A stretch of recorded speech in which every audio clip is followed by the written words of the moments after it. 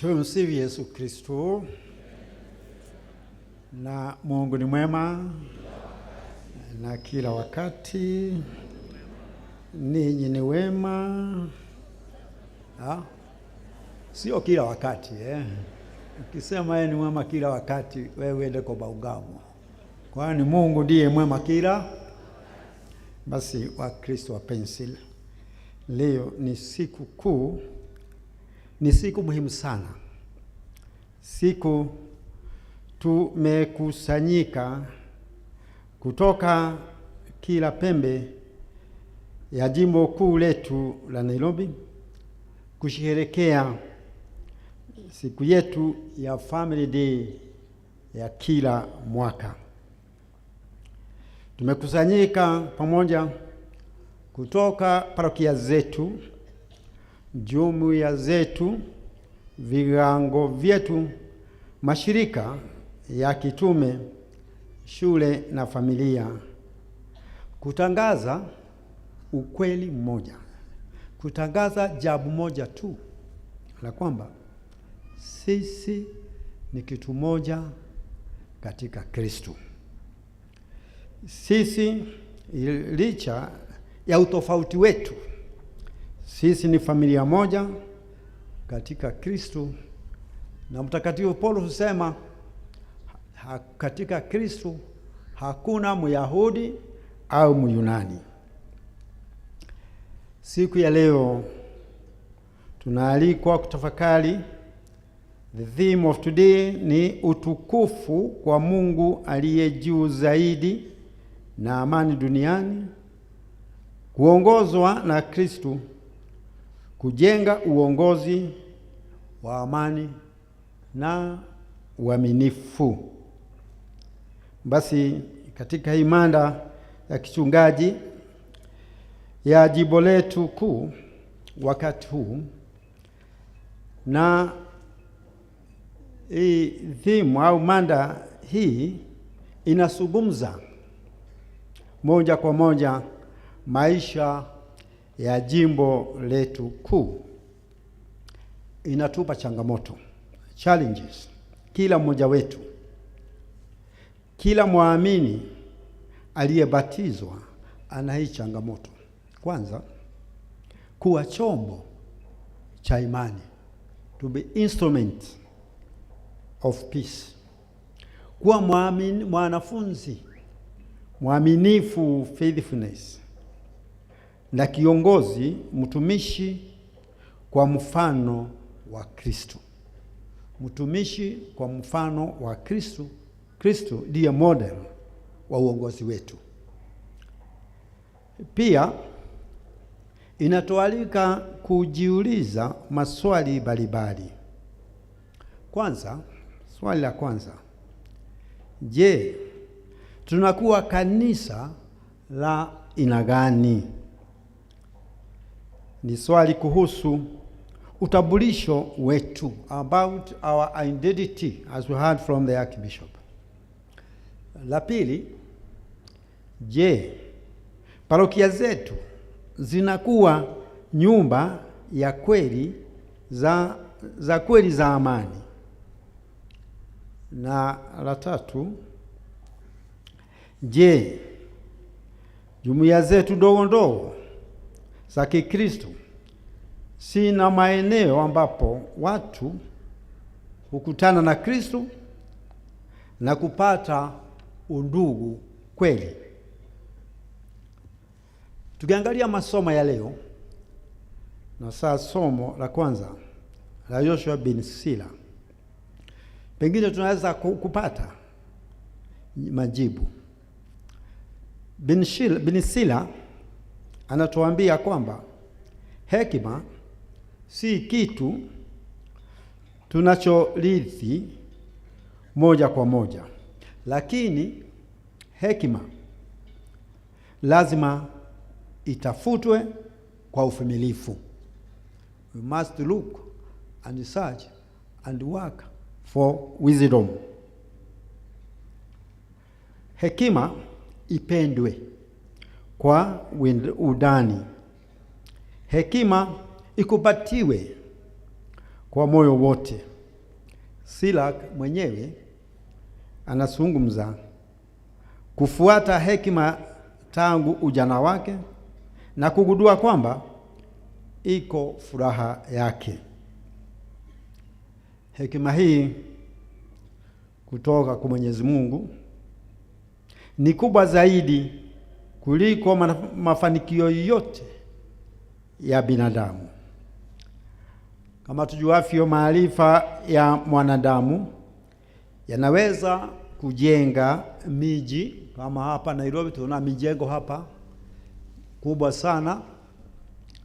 Ni hekima, ni maarifa ya mwanadamu. Hekima ya mwanadamu yanaweza kujenga, yana kukuza teknoloji kama tunavyojua, yanaweza kuongoza ustawi. Lakini hekima ya kimungu peke yake ndiyo inaweza kubadilisha mioyo na kutupa furaha ya kutosha. Hii ndiyo hekima inatuwezesha kuona kama Mungu anavyoona, kuhukumu kulingana na Injili na kuchagua utakatifu badala ya urahisi. Kila kizazi lazima kimugundue Kristo upya. Kila kizazi lazima kitafute hekima ya Mungu upya. Parokia takatifu hujengwa na Wakristo watakatifu. Jumuiya zenye nguvu huundwa na waumini wanaosali pamoja. Na saa kama tumekumbushwa kusali lusali, kujiweka mikononi ya Mungu kila siku, mikononi ya Bikira Maria kila siku. Na kwa hivyo jumuiya zenye nguvu huundwa na waumini wanasali pamoja, wanasemeana, wanatumikia kwa ukarimu na kubaki waaminifu kwa Injili.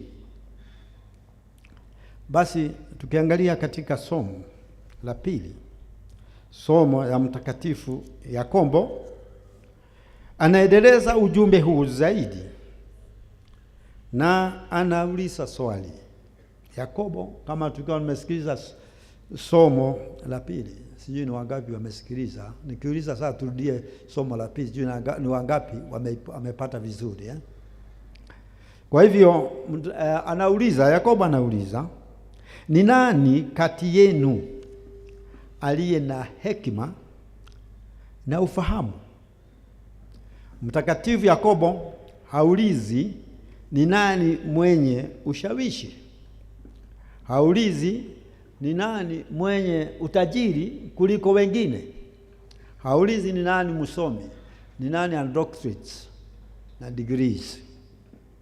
Lakini anauliza ni nani mwenye hekima ya kweli. Jibu lake ni rahisi na linahitaji juhudi. Hekima haitabiriwi kwa maneno bali kwa mwenendo. Hekima sio maneno, not chatterbox. Kuna wengine wanaongea lakini hakuna kitu wanasema. Na akikaa dakika 5 bila kuongea, mpeleke hospitali na mgonjwa. Chatterbox, hiyo sio hekima. Hekima ni kuwa na mwenendo unaofaa. Hekima inaonekana kati maisha yanaonyeshwa na unyenyekevu, upole na matendo mema. Basi maneno haya yanafaa sana kwetu siku ya leo, kwani kila parokia, kila baraza la wachungaji, parish council na makundi mengine, kila jumuiya ndogo ya Kikristo kila utume lazima kujichunguza na kujiuliza maswali mengi mara kwa mara. Lazima kujiuliza kwanza, je, tunajenga ushirika au ushindani? Mara kwa mara watu wakiwa wawili, badala ya kujenga ushirika, wanajenga ni ushindani. Instead of working together, helping one another, we become competitors. Tunaona hata hii katika familia, bwana na bibi wanakuwa competitors, ni nani mkubwa na nani mdogo, badala ya kujenga ushirika.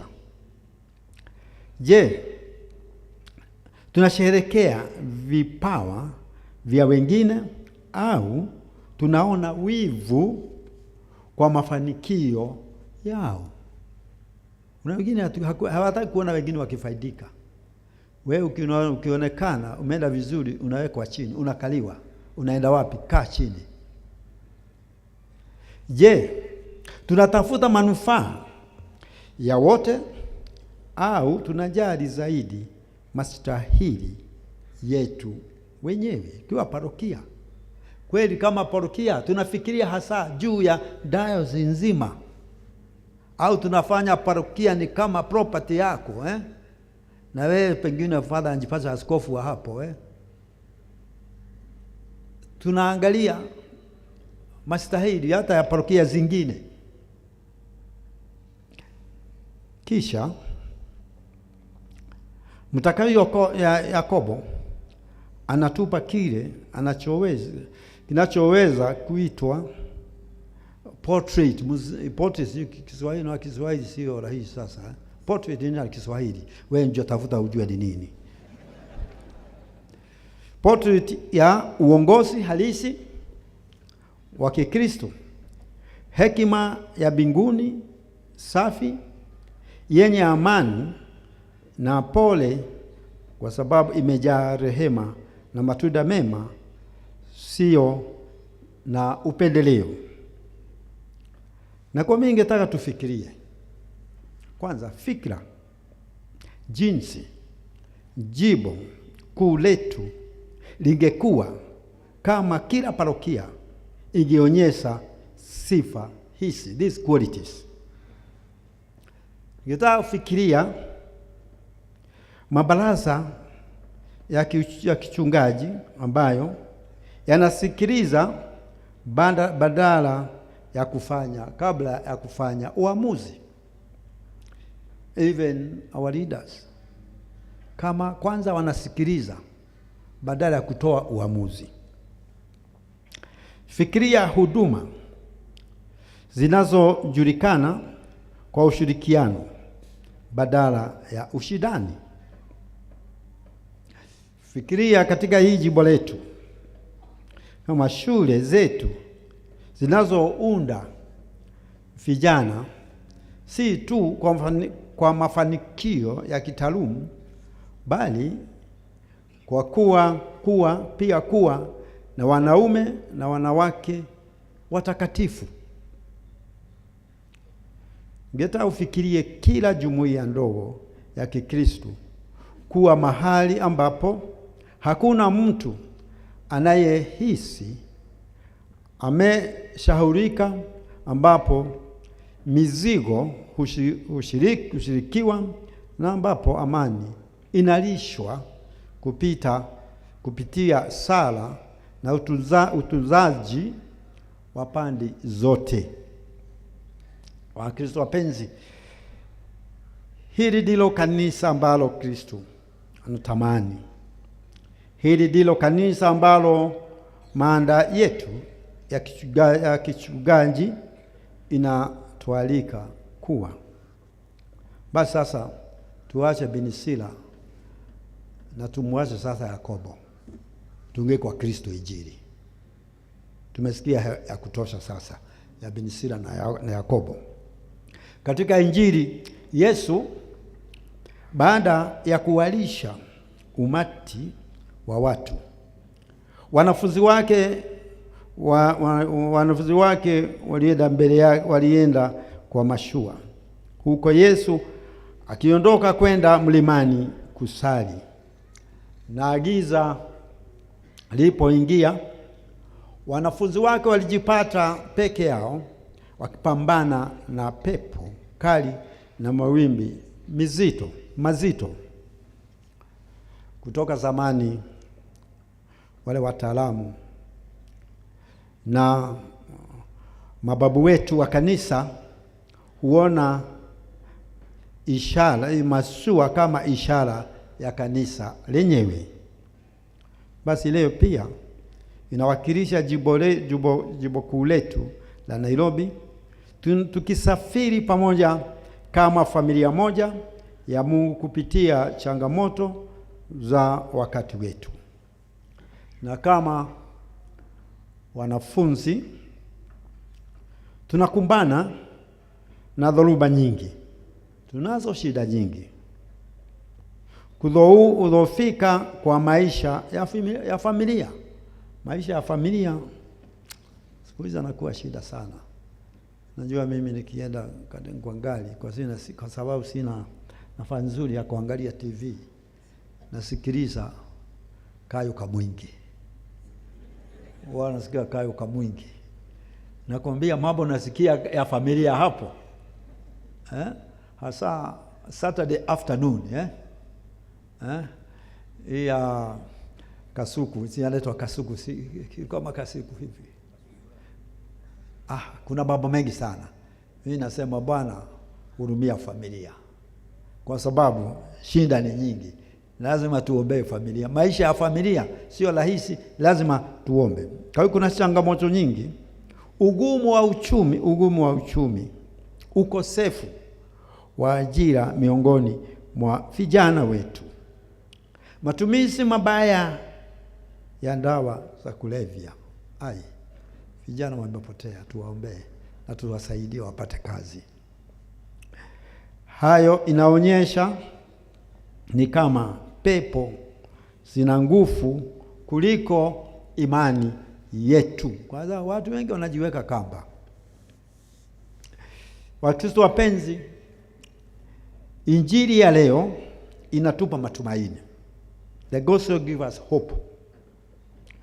Wakati wanafunzi wanapopana na mawimbi, Kristo kweli alikuwa akiwaombea pale mlimani. Vivyo hivyo Kristo huendelea kuombea kanisa lake. Na Kristo anajua kila parokia. Kristo anajua kila jumuiya. Kristo anajua kila familia. Usiseme umejificha sana. Kristo anajua hata wewe, anakujua.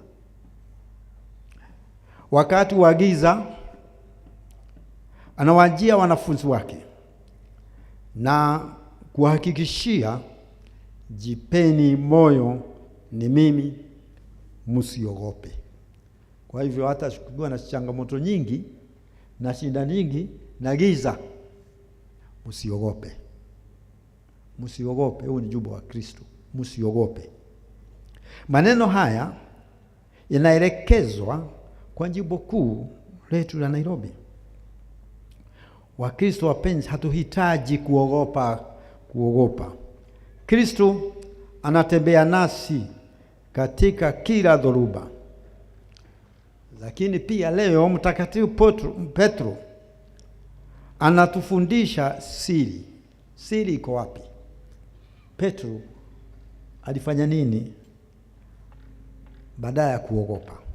Ni kukaza macho yetu mbele ya Kristo, kuangalia Kristo. Kukaza macho yetu mbele ya Kristo tunapokaribiwa na pepo na giza. Tumwangalie Kristo. Kumweka Kristo katikati ya maisha yetu. Na shida zinaingia when we try to do away with God. Even as a country, when we try to do away with God, as a family, the church, hapo ndipo sasa tunayo sababu ya kuogopa. Na kwa hivyo tuseme kama Petro alivyosema, Bwana niokoe. Ukiwa na matata na matatizo hata ya watoto, hata pengine mama mzee amekuwa kichwa ngumu, wewe sema kama Petro, Bwana nifanya nini? Bwana niokoe. Kwani mnaogopa? Na niko hapa nikiwasimamia, nasema Bwana niokoe. Sawa, kwa sababu Kristo haachi kamwe wale wana mlilia. Na kwa hivyo, ndugu na dada zangu wapendwa, kuimarika kwa jimbo kuu letu kutapatikana wakati kila mtu aliyebatizwa anamruhusu Kristo kuingia katika moyo wake. Kwa hivyo, dhamira yetu iko wazi. Kila parokia iwe parokia ya kimishonari. Kila jumuiya ya Kikristo lazima iwe shule ya sala na udugu.